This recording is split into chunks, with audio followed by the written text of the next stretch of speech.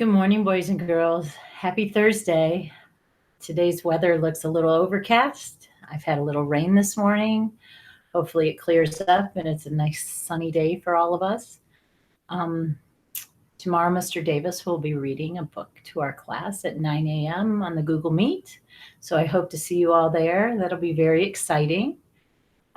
Today, I'm going to read The Gigantic Giant Goof-up by Sarah Courtauld.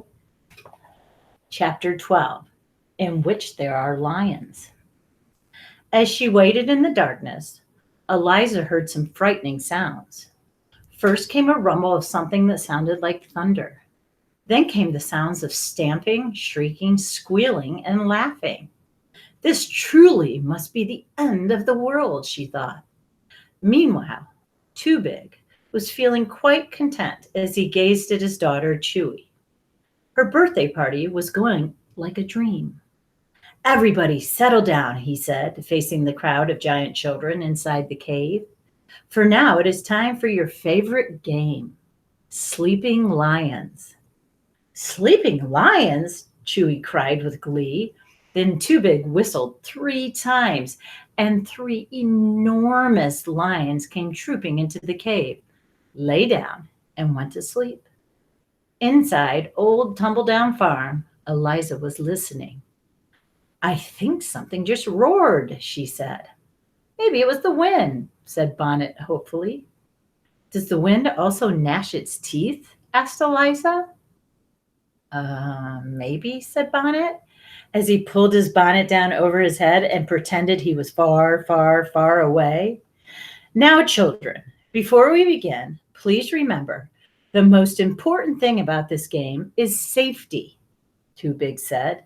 Do not put your head inside the lion's mouth just to see if they fit. You don't want to end up like little Grubber did last year, do you? The crowd of giant children all solemnly shook their heads because that didn't end well at all, did it? They shook their heads again. Well then, 3, 2, 1, go! Too Big watched proudly as Chewy and her friends went to bounce up and down on the lions and ruffle their fur, make knots in their tails. He chuckled when the lions all woke up and chased them round and round the cave. Finally, Too Big chased the lions away. His roar, it turned out, which was much more frightening than theirs. After that, it was time for Pass the Bludgeon. Then it was time for Pin the Tail on the Donkey, which the giant children loved, although the donkey wasn't quite so thrilled. After the donkey had hobbled out of the cave, it was time for cake. Here you go, my little choo-choo, Too Big said proudly. I made you a cake with all your favorite things, buffalo brains, wolf's tails, and chicken beaks. Oh, thank you, Daddy, Chewy cried, clapping her hands. She took a big slice of the slimy, crunchy, feathery red cake, and soon her face was covered in bright red cake juice. Finally, when her friends, Snotty, Bitey, Lumphead, Guzzler, Bonebrain, and Knucklehead had all gone home, full of cake and each carrying their very own axe, it was time for Chewy to open her special present. Too Big made her shut her eyes. Then he led her over to the back of the cave and stopped in front of an enormous package, all wrapped up in goat skins. When Chewy saw it, her eyes lit up. As she tore off the goat skin, light flooded back into Old Tumbledown Farm. There's her present right there. Uh-oh, said Eliza, looking out through the kitchen window and spotting the little giantess. She saw Chewy's hair wild and black, as if a cloud of fighting ravens had been all glued together. Next, she saw her grin, huge and wide, and as comforting as a hug from a shark. Then she saw her glittering, excited eyes peering in through the windows. A dollhouse, Chewy yelled. Happy birthday, my little choo-choo, said Too Big.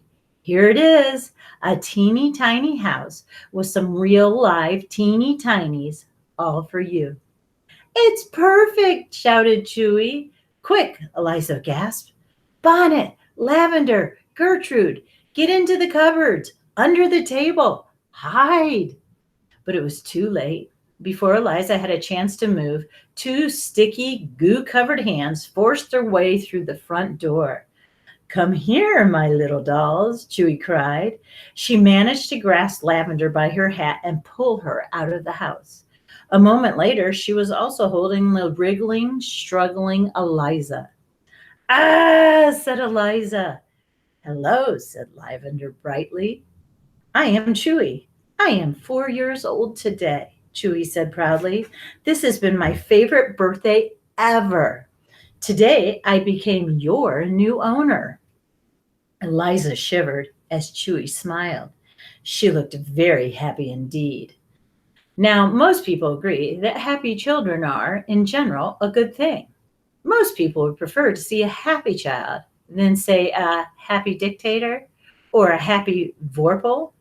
But there are exceptions to this rule. One of them is when the happy child is 15 feet tall and dribbling on you from above while gripping you in her fist, shaking you up and down and shouting, teeny tiny, over and over and over again. That's right, my little Chewy, Too Big said fondly. My special little girl deserves a very special present. These wonderful dolls will do whatever you say. Oh, we will we? Said Eliza. Yes, you will. And there is Chewy right there. And there's a vorpal.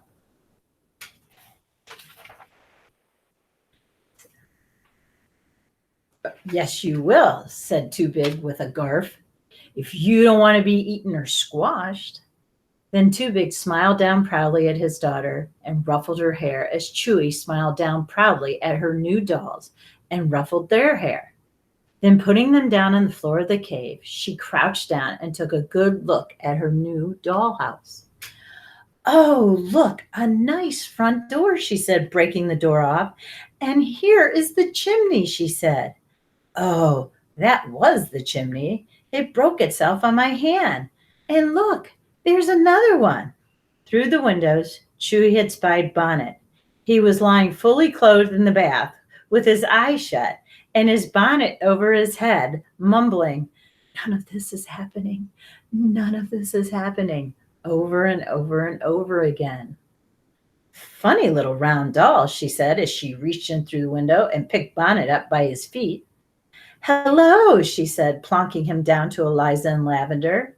And look, a little pony. No, said Too Big wisely. That's not a pony.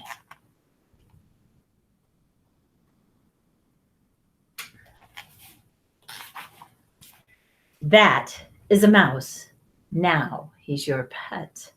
Chewy picked up the disgruntled Gertrude by the scruff of her neck and held her up to get a good look at her. But Gertrude wasn't having any of it. She twisted her head around and bit Chewy as hard as she could on her thumb. Ow! The little mousie is tickling me, Chewy giggled as she plonked Gertrude down next to the other. Funny little dolls, Chewy said. Actually, we're not dolls, said Eliza. We're people from Squirb, and we'd quite like to go home now, if that's all right with you. No, said Chewy, frowning now. You belong to me. Daddy got you from the shop, didn't you, Daddy? I did, boomed Too Big. The shop, said Eliza. We didn't come from a shop. We came from Squirb. You might call it Squirb, roared Too Big. We call it the shop, although some giants call it the larder. We call it that if it will make you happy. No, said Eliza. The toy shop. No. The miniature zoo. No. The enormous toilet. No, said Eliza. Suit yourself, said Too Big. The point is, said Eliza, you can't just buy people and then give them away as presents. That is true, said Too Big. You are quite smart for someone with such a teeny tiny brain. But I didn't buy you. I didn't pay any money for you at all. You all were free gifts. There's Bonnet hanging upside down. But you can't just steal people in their homes, said Eliza. Oh no, said Too Big with a friendly smile. I was not stealing. I was taking. Taking is completely different from stealing. How? Well, they are spelled completely different. But that isn't fair, said Eliza. Fair, said Too Big. What does this word fair mean? Oh, I know. It is one of those places with a ride with rides and bobbling apples. No, said Eliza. Fair as in good and true and right. Too Big scratched his head. Nope, never heard of it, he said with a shrug. Oh well. Eliza glared at him and tried to look as fierce as possible. We demand that you take us home now, she said. You know, said Too Big, you really do not want to argue with me. I am too big to fail. I am famous throughout the land of the giants. I am the champion of oxen tossing, of tree crunching, of axe hurling, of octopus wrestling, of boulder smashing, of shark juggling, of fire flames. So you will be good little dolls for my lovely daughter. Or what? Said Eliza. Or you will become nibbles, growled Too Big. Nibbles? Nibbles for who? Eliza asked. Nibbles for Nibbles, of course, Too Big said. Come here, Nibbles. Eliza gulped. Bonnet swayed, and Gertrude tried very hard not to tremble as an enormous ginger-colored beast appeared, padding across the floor towards Too Big. Here, Nibbles, said Too Big fondly, stroking the clawed monster that was now purring and nuzzling his legs. Eliza scowled at the beast. The beast hissed back. She likes her nibbles. Nibbles does, Too Big said. Especially tasty little mice, Chewy said, bouncing up and down with excitement. Nibbles loves playing cat and mouse. Hearing this, Gertrude clomped her hooves on the ground. She stood on one leg. She bleated. In general, she tried to look as goat-like as possible. Funny little dancing mouse, Chewy cried. Nibbles will love playing with you. Now, Too Big continued, you must be all good. Do not try to escape, and do not make Chewy upset. If you do, Too Big will crush you. Crush us like what? Said Eliza, still trying to be defiant. Too Big will crush you, said Too Big, like the teeny tiny, easily squashable human beings that you are. Oh, said Eliza, right. This is a picture of Nibbles. With that, Too Big left Chewy to play with her new dolls. Now that they had a menacing, gigantic beast staring at them and a menacing, gigantic giant threatened to squash them, they weren't about to disobey their orders. So they did exactly what Chewy wanted them to do. When Chewy tried to use Bonnet as a yo-yo, he went along with it. This is so much fun, he managed to say as he turned white and was sick into his own bonnet. When Chewy got Eliza to dress up as a princess and sing a song about how much she loved rainbows and daisies, Eliza did exactly that. When Chewy told Gertrude to dance, Gertrude danced. When she made them all eat her birthday cake, they all dug right in. Said Bonnet. You can really taste the wolf's tail, can't you? Very flavorsome. And when she told Lavender to sing, of course, Lavender sang. Your songs are so grimbly, said Chewy, gurgling with laughter. Luckily for everyone, Lavender didn't know that grimbly was a giant word that means so bad it's good. At last, Chewy's happy, Eliza thought. That meant Too Big wouldn't squash them quite yet, which had to be a good thing, didn't it? You are my favorite presents ever, Chewy told them. I am going to keep you forever. Oh, right. Hooray, said Eliza. That's just perfect. And on Monday, I will read chapter 13, in which there is a prince. I hope everyone has a super fantastic weekend. It's supposed to be absolutely gorgeous out. So go outside, play, enjoy your families. I miss you. Bye. Oh, what are we doing?